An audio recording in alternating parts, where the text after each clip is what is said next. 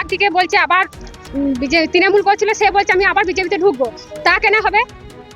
কেন ও বিজেপিতে যদি ঢুকে তাহলে তৃণমূলের মতন, তৃণমূলে যেমন ক্ষতি করেছিল সেরকম ও আবার পাড়ার মানুষকে শান্তিতে থাকতে দিবে না, ও আবার এরকম করবে। তো দর্শক, আজকে যে ভিডিও আপনাদেরকে দেখাতে যাচ্ছি, সোশ্যাল মিডিয়াতে একটা ভিডিও ভাইরাল হচ্ছে। আগে টিএমসি করতো, এখন বলছে বিজেপিতে জয়েন করবে। তো চলুন পাড়া প্রতিবেশী কি বলছেন ভিডিও দেখুন। এই ভিডিও দেখার পরে আপনাদের কি মতামত নিচে কমেন্ট বক্সে লিখে অবশ্যই জানাবেন, এবং এই ভিডিওটা বেশি বেশি করে হোয়াটসঅ্যাপ ফেসবুকে শেয়ার করে দিবেন।